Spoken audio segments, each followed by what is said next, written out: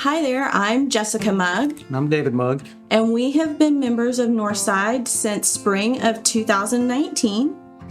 And in summer of 2019, we had our son, David Joel. Spring, February of 2020, David Joel was diagnosed with hearing loss.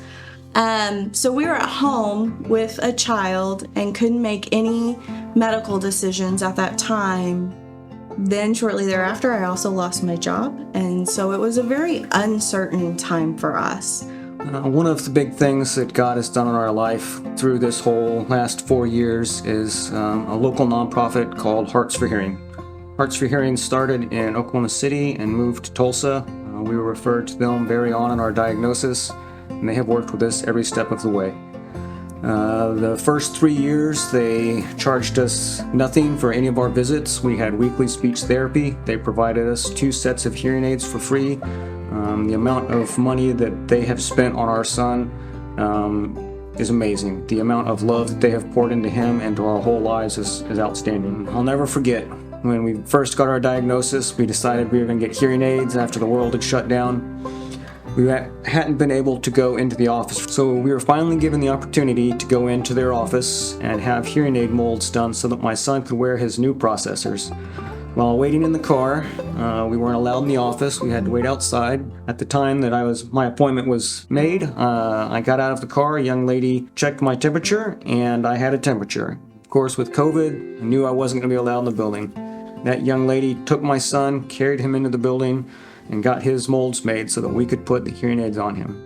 They have continued to this day to take outstanding care of us. We are very grateful that God has put them in our lives.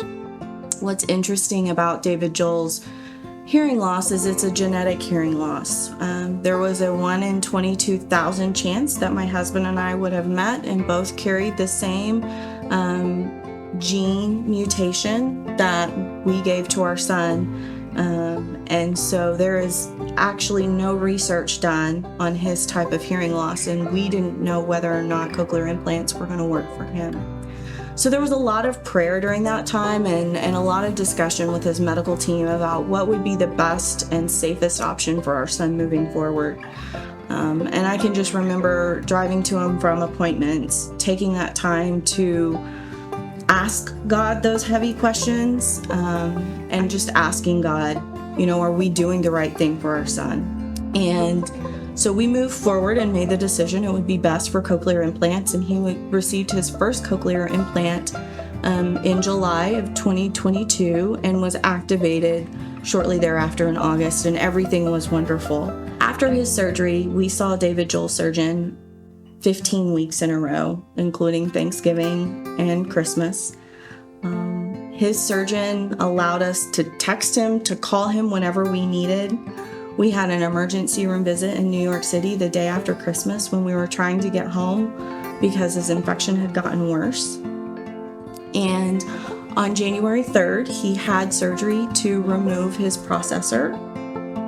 And when he was in that OR, they noticed a large amount of infection and called an infectious disease doctor in. And when he walked out of surgery, he let us know that David Joel would need to be hospitalized, that the infection was in his head, and that it was much worse than what they thought. So for 2 weeks, we were in the hospital at St. John, where David Joel received IV antibiotics through central line in his chest. And David Joel felt fine during all of this. He never acted like he didn't feel good unless he was coming out of sedation or whatever. So having a very, very active 3-year-old, I don't know if you all have seen or heard David Joel around church, but he doesn't stop moving. And to have him in a hospital for 2 weeks was a very trying time for us. And I can remember driving to and from the hospital and texting the surgeon and his other providers, and his audiologist would send me worship songs while I was driving to and from. His doctors took time out of their personal time to come and visit us while we were in the hospital. We had church members come and visiting us in the hospital, just praying with us and praying for our son. He then was implanted again. The surgeon actually brought in someone who worked for the Cochlear company, and they tested his implant prior to closure. We knew going into surgery it was going to be one of two things. He would either have to go back to the hospital for more IV antibiotics, or it would be a successful implant surgery. They were able to test the implant before closure and saw full activity in our son's brain from the implant. And in March, he was activated. And we now have 2 working ears, as we like to call them at home.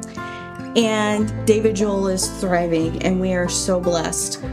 Had a lot of things going on in our last 4 years with our son. We've had, like Jessica's mentioned, a lot of challenges and things to overcome.